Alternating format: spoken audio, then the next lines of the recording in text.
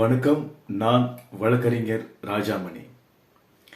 இன்னைக்கு நம்ம என்ன பார்க்க போறோம்னா, இந்தியாவில் உள்ள பெண்கள் தெரிந்து கொள்ள வேண்டிய முக்கியமான சட்டங்கள் என்ன என்ன இதுதான் இன்னைக்கு டாபிக் டிஸ்கஸ் பண்ண போறோம்.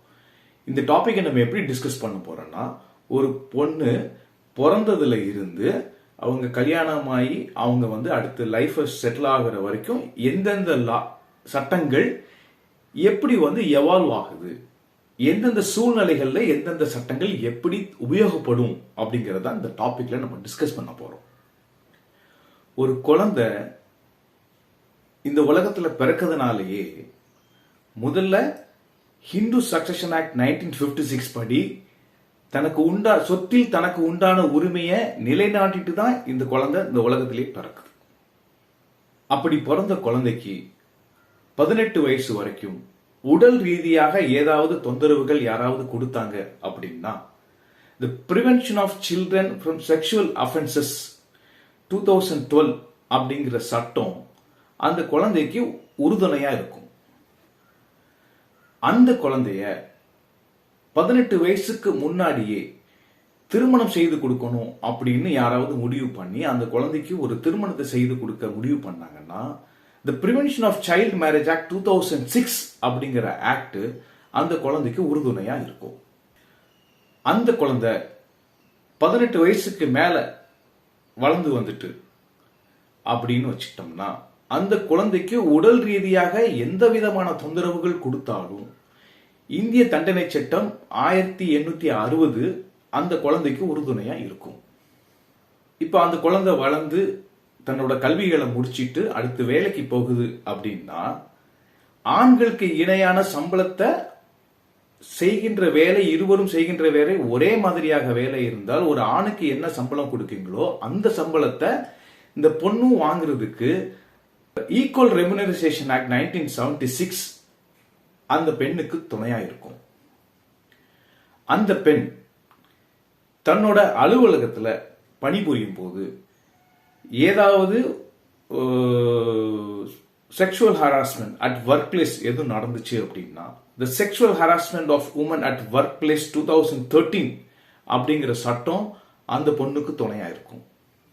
வளர்ந்த அந்த பெண் சப்போஸ் திருமணத்திற்கு முன்போ திருமணத்திற்கு பின்போ காதல் வயப்பட்டு ஒரு கருவில் ஒரு குழந்தை உருவாகிவிட்டது அப்படின்னு ஒரு சூழ்நிலை வச்சுக்கிடுவோம்.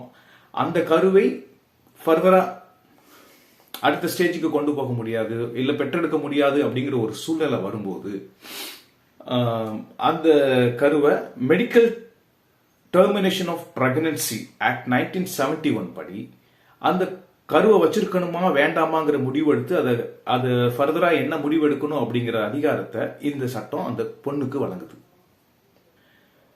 ஒரு குழந்தை பிறந்து படிச்சு திருமணம் செய்யக்கூடிய ஒரு சூழ்நிலைக்கு வரும்போது அந்த பொண்ணு இந்துவாக இருந்திருந்தா, ஹிந்து மேரேஜ் ஆக்ட் 1955 படி தனக்கு யாரை பிடிச்சிருக்கோ எந்தவித விருப்பதோ இல்லாம தன்னோட சுய விருப்பத்தின் பேரில் இந்த சட்டத்தின் கீழே ஒரு இந்துவை அவங்க கல்யாணம் பண்ணிக்கலாம். சப்போஸ் அவங்க வேற்று மதத்தை கல்யாணம் பண்ணணும் அப்படின்னு முடிவு பண்ணாங்கன்னா, ஸ்பெஷல் ஆக்ட் 1954 படி அவங்க வேற்று மதத்தினரையும் கல்யாணம் பண்ணிக்கலாம். இப்படி கல்யாணம் பண்ணும்போது அவங்க டவுரி அந்த மாதிரி எதுவும் எதிர்பார்த்தாங்கன்னா, டவுரி ப்ரொஹிபிஷன் ஆக்ட் 1961 அந்த பொண்ணுக்கு உறுதுணையா இருக்கும்.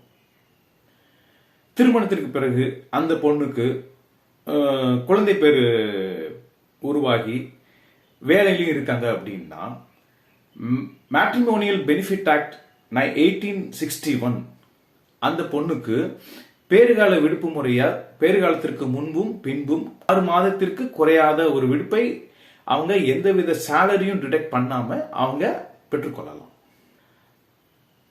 அவங்க இல்வாழ்க்கையில ஈடுபடும் போது சப்போஸ் குடும்ப உறுப்பினர்களால் அவங்களுக்கு அந்த குடும்பத்தில் ஏதாவது தொந்தரவு இருந்து அவங்க ரொம்ப கஷ்டப்பட்டாங்கன்னா, the protection of women from domestic violence act 2005 அந்த பொண்ணுக்கு உறுதுணையா இருக்கும். இது போக ஒரு பொண்ணை தவறா ரெப்ரசன்ட் பண்றோம்னு வச்சுக்கோங்களேன், சப்போஸ் மீடியாலேயோ இல்லை ஒரு போஸ்ட் அடிச்சோ இல்லை ஒரு வேற விதமா ஒரு சித்திரத்தின் மூலமாகவோ ஒரு பொண்ணை அவங்கள தப்பா ப்ரொஜெக்ட் பண்ணோம் அப்படின்னா the indecent representation of women's prevention act 1986 அந்த பொண்ணுக்கு உறுதுணையா இருக்கும்.